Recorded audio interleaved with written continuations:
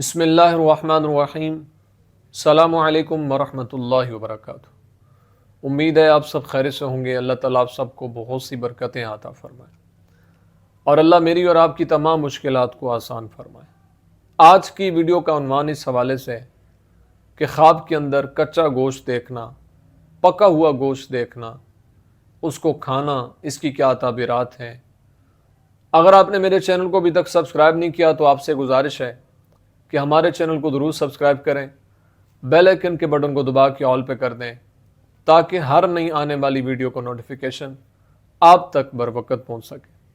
اگر انسان خواب کے اندر یہ دیکھتا ہے کہ اس نے پکا ہوا گوشت دیکھا ہے تو اس بات کی طرف اشارہ ہے کہ اللہ تعالیٰ اس خواب دیکھنے والے کو مال اور فائدہ عطا فرمائے گا۔ اگر انسان خواب کے اندر کچا گوشت دیکھتا ہے تو اس بات کی طرف اشارہ ہے کہ خواب دیکھنے والے کو غم اور تکلیف پہنچے گا۔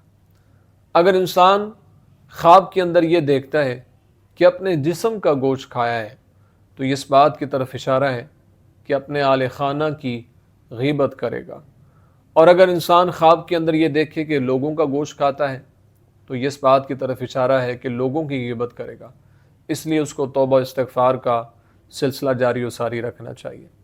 اگر انسان خواب کے اندر یہ دیکھتا ہے کہ اس نے بکری کا گوشت پکایا ہے تو یہ اس بات کی طرف اشارہ ہے کہ اللہ اس کو مال اور نعمت عطا فرمائے گا۔ اگر انسان خواب کے اندر یہ دیکھتا ہے کہ بکری ذبح کر کے اپنے گھر میں لایا ہے تو اس بات کی طرف اشارہ ہے کہ کوئی سردار وہاں پر دنیا سے جانے والا ہے۔ اگر انسان خواب کے اندر یہ دیکھتا ہے کہ اس نے بھنا ہوا گوشت اس کو کھایا ہے تو یہ اس بات کی طرف اشارہ ہے کہ اس کو اسی قدر غم اور تکلیف سے روزی ملے گی، اس لیے اللہ کے حضور دعاؤں کا سلسلہ جاری و ساری رکھنا چاہیے۔ اگر انسان خواب کے اندر یہ دیکھتا ہے کہ قصاب سے یعنی گوشت بیچنے والے سے گوشت لیا ہے اور وہ اس کی قیمت دی ہے اور اپنے گھر کو لے کے آیا ہے تو اس بات کی طرف اشارہ ہے کہ خواب دیکھنے والا کسی ہلاکت والے معاملے میں پڑے گا، اس لیے اللہ کے حضور توبہ استغفار کا سلسلہ جاری و ساری رکھنا چاہیے۔